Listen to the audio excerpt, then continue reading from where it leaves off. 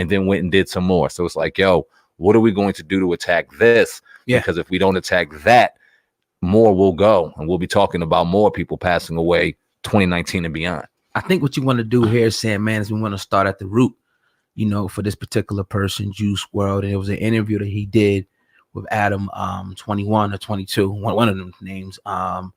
And he asked him about, you know, why did he start doing lean and different things like that. And he said that he would listen to Future. And he said Gucci Mane. And when he heard about that, it made him, you know, want to try the substance. So this leads, you know, to the beginning of that. And I want to just go to a statement because we had what Future said, but something that Joyner Lucas said today, so we could build on this. He said Juice WRLD was 21. He was a product of our generation of rappers who glorified drugs and made it cool. I'm blaming y'all niggas for this shit. All that lean and pills you niggas glorifying and talking about, you teaching these kids to do it. Shaking my head. You happy now? Rest in peace, Juice WRLD. Gone too soon. And we always talk about this on our platform because we share these same sentiments. Now, we're not giving 100% blame to the rappers that glorify it, but we are saying that they're very influential, you know, to getting people, as he said out of his own mouth. Juice WRLD said this out of his own mouth. Like, look, I heard them talking about it. It was cool. I wanted to try it. Sam, man, what is your perspective, you know, on Juice WRLD and why he even started him being influenced by different rappers and drugs? They need to take a lot more responsibility because this cat was a very creative mind, and the Future did not mold his creativity, but it steered his influence on where that creativity was going to go. Yes, sir. And although it's not just Future who needs to take responsibility in this, and Future has some things to say, we'll talk about that in a minute, but where's the responsibility and the accountability at? He brought up a Gucci Mane. Now, we seen Gucci Mane, a real motherfucker in the streets. Yes, sir. Go through his demons, deal what he had to deal with, have fed time, and now he's out here promoting a different lifestyle, a different way. You can appreciate that, but when you look at the youth and the young, and the younger rappers and the things that they're trickling down that they've received to the younger, the 11, the 12, this is an epidemic, and it's not just in hip hop; it's everywhere. And we got to really put a stronghold on the things that we portray and the things that we give out, because we're open advertising. When we do things and we talk about stuff that people are influenced by us, they're more likely to go ahead and drink the water or rock the hat or do this or do that. So when you hear your favorite rapper going Molly Percocet, and it's dumping in your speakers, right, and you watching girls shake their ass to it, and dudes with chains on, golds and this rocking, popping expensive bottles, and you looking at a lifestyle that you want, of course you're gonna go run and do that. Right. And then the ultimate end all be all to that is you sitting up in the box and people throwing your picture up to throw up on Instagram. It's sad, man. We gotta say, man, I want to play devil's advocate here, because after I put a video up about it, a lot of people were saying this, and I want to get your opinion on it. They would say, look, I seen some dude in particular I seen Biggie talking about robbing people. I never robbed nobody. He said this is pretty much like, yeah, you could say that all day, but it's these individuals' choice to pick up this. Nobody puts a gun to their head and tells them to start sipping lean. Nobody puts a gun to their head and tells them to start popping pills. What do you say to those people? Because they're out there, they're going to say that was that dude's fault for putting the drug in his body. You can't blame nobody else. I'm going to say that at one point, all of us were vulnerable. And at one point, all of us were at a certain point where somebody could have influenced us, whether you want to admit it or not. You talked about Biggie. Shout out to Biggie, one of my favorite rappers, greatest rappers of all time. Mm-hmm. But there was a point where he was saying, when I die, fuck it, I want to go to hell because I'm a piece of shit. It ain't hard to fucking tell. It don't make sense going to heaven with the goodies dressed in white. I like black Timbs and black hoodies. I'm going through a dark time in my life. And I'm like, yo, yeah, he's right. Mm-hmm. When I die, fuck it, I want to go to hell. And I'm like, whoa, wait a minute. Nah, maybe this ain't what the thing I really need to be listening to, although I love Biggie. So even though we can all get a grip and understand and put the differences between music and reality in certain spots, some of these kids whose parents aren't paying attention to them, whose teachers ain't telling them they shit, who's vulnerable, aren't necessarily going to do that. So you can't necessarily go, oh, it's on you. When you're talking about kids, where else they going to go? They put on these headphones. They feel like somebody can relate to them.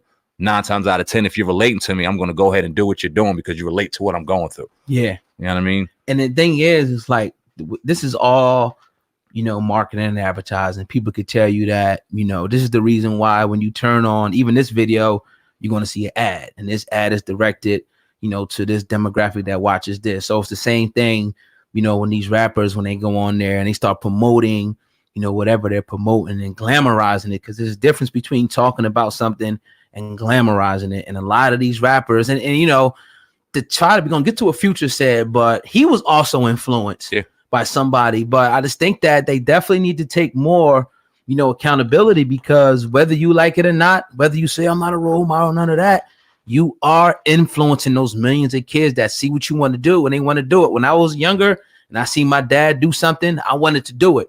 Right, wrong, or indifferent. I wanted to be like daddy. You know what I mean? And the same thing, like you were saying about Michael Jordan and different things. Jay-Z wearing the hat, the Yankee hat. We wanted to wear it. When Mace got the waves, we wanted to do it. And the same thing, people who everybody's not, you know, so emotionally strong where they can look at certain things like people doing drugs and say, I'm not going to do that. They're going to say, look, let me try this. Oh, shit, I like this shit now. Next thing you know, I'm in a perpetual habit, you know what I mean, of needing this lean now, you know what I mean, needing this whatever substance now to function day by day. And, you know, now I'm a rapper. I'm talking about it, but shit, I can get this shit in abundance. I OD on the shit.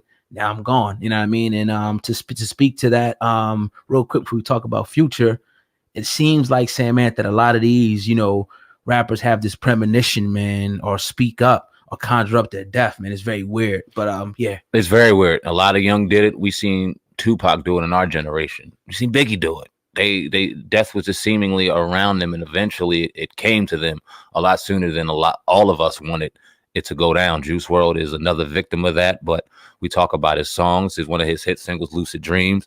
It gets very in detail about his own demise, and it just seems like an invitation, and it goes hand in hand with the drug use. It goes hand in hand with the culture, and it's like, man, why y'all rushing it? It's gonna come before you know it. Why are you rushing it? Why? I think that we need to express and enjoy living a lot more than dying. And you see a lot of the rappers, and I can't help but to see Gucci Mane in particular, somebody who really promoted that, but got up out of that, thank God. And now you see this brother living all the way, living healthy, out here traveling, a whole different human being. I think in the case of Future, the transition kind of into him before you go into what he said. Go to what he said before. No. I'm going to ask you, you know what I mean? I'm going to direct it to you.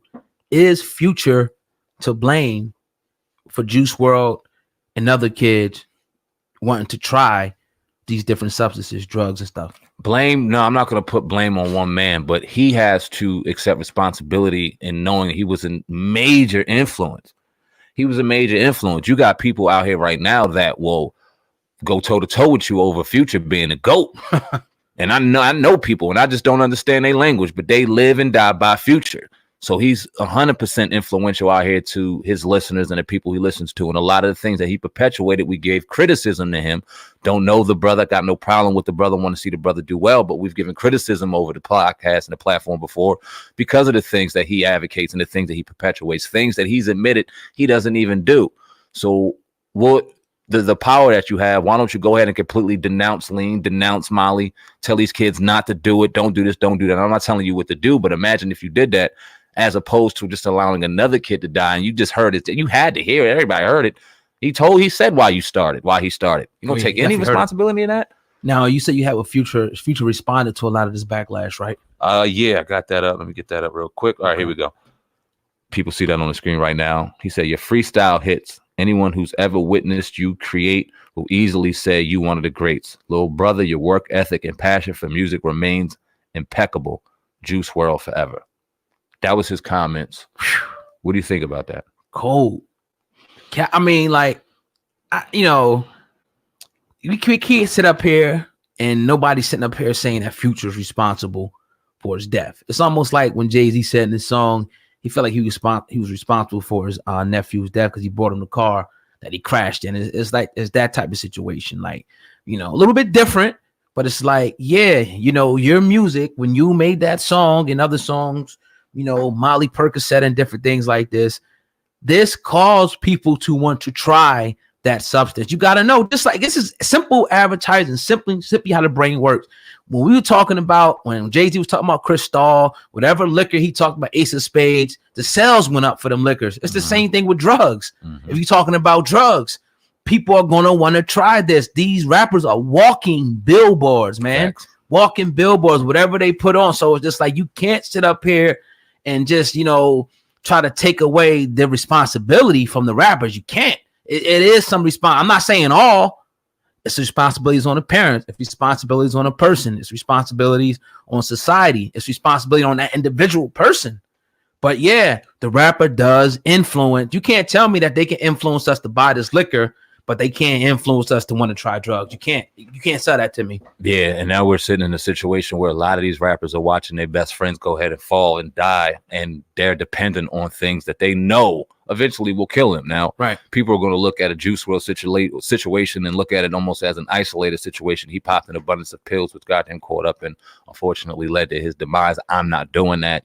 I'm different, this, that, and the third. But nah, we've had some of our greats die because of lean abuse. He had 6 bottles of lean in there. 70 pounds of marijuana. We ain't talk about that. Now, man, that's just a bad decision. Point blank, period. We love marijuana like the next man. But listen, man, wherever you were going, I'm sure they had marijuana for you. I'm sure you could have got some grade A bud wherever you going.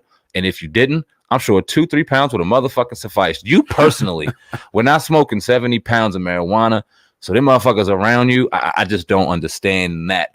You had an enormous amount of red flags to give them motherfuckers attention. Like you said, somebody may have tipped him off.